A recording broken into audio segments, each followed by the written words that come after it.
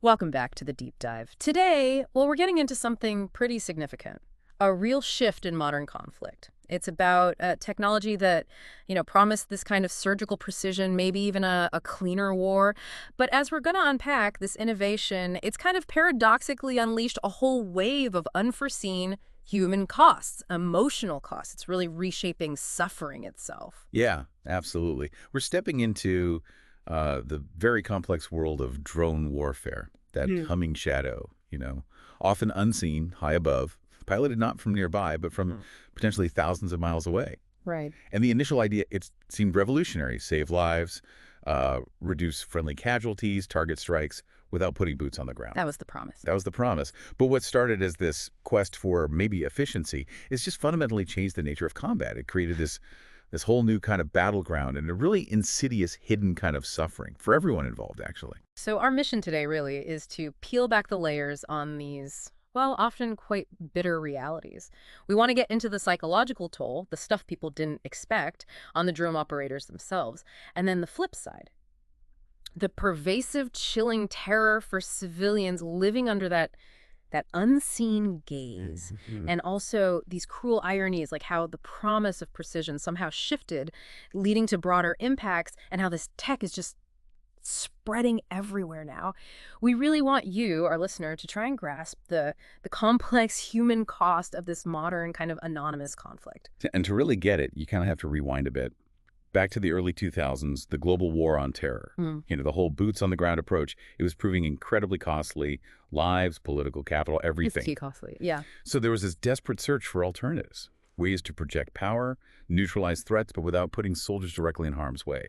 And that's really where the drone stepped onto the main stage. It looked like the perfect solution. It really did. It was presented as this like unblinking eye in the sky, always watching, tracking, and then boom, striking with supposedly incredible accuracy. The narrative was powerful, wasn't it? Like, picture this: Hmm. a target way out in some hostile desert, taken out by someone in a safe air-conditioned room in Nevada or Yeah. wherever. Exactly. Thousands of miles away. It sounded like the future of war, removing all the messy, visceral stuff, Yeah. the blood, the noise. It was sold as safer, more controlled, almost clinical. Hmm. But like with so many big tech leaps, the reality, way more complicated. Yeah, and what's really crucial here, I think, is how that distance, that physical separation, combined with the idea of precision. It created this powerful illusion, the illusion of a clean war. Right. For a lot of operators, their interaction with the target became, well, abstract, almost like a video game, a simulation on a screen. All the raw stuff, the immediate sensory chaos of traditional combat, the smells, the sounds, the screams, totally gone. Theater on a screen, pretty much. Their role was reduced, in a way, to this detached action.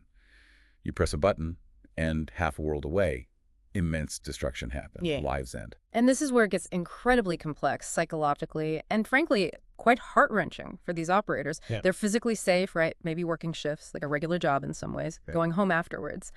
But they are witnessing unimaginable violence through this pixelated window. It's a unique perspective. Totally unique. Unlike traditional soldiers where the danger is mutual, immediate, these operators have this one-sided view of life and death playing out. And they're not just seeing targets. Often they see the aftermath, horrific aftermaths, families rushing in, children crying, lives just shattering right there on their screen. Yeah. This massive disconnect, this cognitive dissonance, their own safety versus the horror they're observing, and crucially causing it, creates this unique kind of invisible wound. Exactly. And that leads directly into something called moral injury, which is, it's distinct from PTSD, though they can coexist. PTSD often stems from fear for your own life. Moral injury, that's about actions, or sometimes inactions, that deeply violate your own moral code. Ah, okay. So it's about the act itself, even from afar. Precisely. It's the burden of causing death remotely, without that shared danger, without that immediate human connection or even confrontation that often defines traditional combat. They internalize the destruction even when following orders. It can lead to profound guilt, shame, a feeling maybe they've betrayed their own values. I can only imagine wrestling with that. How could you be so detached yet so intimately involved in ending lives, seeing the consequences unfold? Yeah, and that constant exposure, combined with maybe lacking the immediate camaraderie of a frontline unit, it leaves these deep, often unacknowledged scars.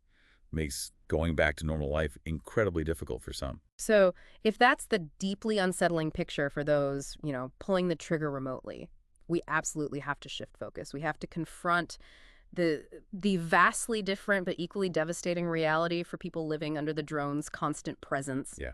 A whole different kind of psychological burden. For them, life just became this constant suffocating terror. It wasn't just a plane flying over. It was that specific persistent hum.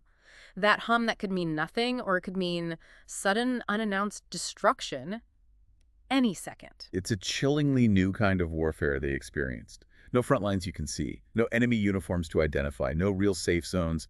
Just this, invisible, maybe silent, maybe humming threat, always there, potentially raining death from a clear blue sky. Just imagine living with that persistent dread. Communities literally learn to adapt in terrible ways. Kids may be afraid to play outside. Yeah. Funerals, weddings, suddenly high-risk events. Yeah. Daily life gets dictated by this paranoia of, does this look like a suspicious pattern of life? God, yeah.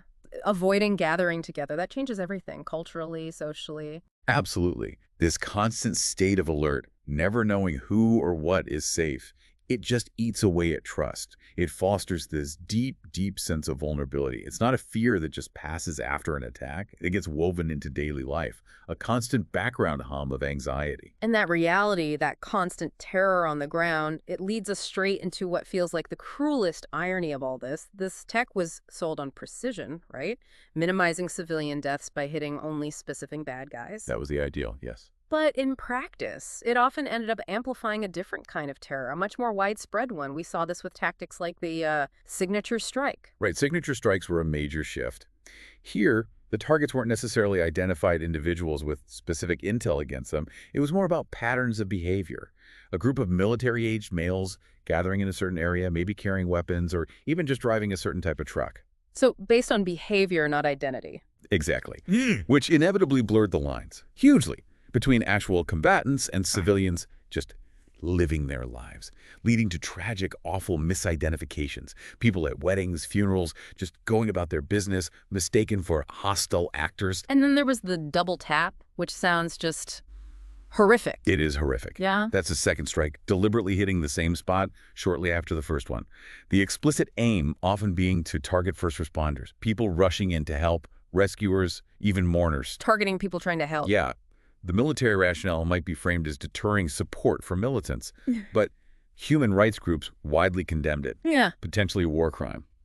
Because you're directly targeting people rendering aid. It just shreds humanitarian principles and breeds incredible rage and resentment, understandably. So when you step back from the military jargon, what does this actually feel like? Try to put yourself, as a child in a village, you hear that blast, you see a neighbor's house, maybe a relative's house, just gone, rubble. And it came from something unseen, controlled by someone far away who doesn't know you, doesn't see you. The trauma is immense. The rage, the feeling of complete powerlessness, injustice. It's not just numbers, is it? Not just collateral damage stats. It's about shattered innocence. Futures just stolen. Whole communities living under this perpetual silent threat and feeling like their cries, their pain, it's just unseen, unheard by those pulling the trigger. Creates this deep, deep wound of mistrust. Lasts generations. And that brings us to maybe the ultimate bitter reality here, which is the proliferation, the spread of this technology. What used to be something only a few powerful countries could do, not anymore. It's getting easier, cheaper. Exactly. Tech advances, costs drop. So now, cheaper, smaller, sometimes more autonomous drones. They're available to way more actors, not just big militaries, rebel groups, terrorist organizations, even potentially individuals down the line. This democratization of lethal tech, it changes everything about who can wage war and how. So if you connect those dots, the picture gets pretty stark, doesn't it? That physical distance that maybe gave operators some psychological buffer, it's shrinking in a way. The anonymity that allowed for these detached strikes, it's becoming normalized as more players get these tools. Yeah, the whole landscape of conflict gets messier, more fragmented, less predictable, and far more dangerous, potentially, for innocent people caught in the middle. That initial promise of a clean war, it's ironically morphed into a world where conflict is arguably more complex, maybe less accountable, and tragically, much more personal and inescapable for those who just want to live their lives. The lines just keep blurring between soldier and civilian, war and peace. It's like the drone's eye. That unblinking gaze we talked about. Yeah. It forces us, really, to confront a pretty chilling truth. That technological progress, if it's not constantly checked by deep ethical thinking, by understanding the real human impact, it can just create new, devastating ways to suffer. So this deep dive, it really compels you, the listener, to wrestle with that. What's the true cost of this precision? What's the moral weight of that distance? And just the unsettling reality that fighting a war without ever seeing the enemy's face, maybe that blinds us to the devastating human toll on all sides. The hum of the drone, it definitely continues. It's evolving, becoming more integrated across the globe. It's a constant reminder that this future of conflict, it's already here. And we're only just beginning, I think, to truly understand its full human cost. Join us next time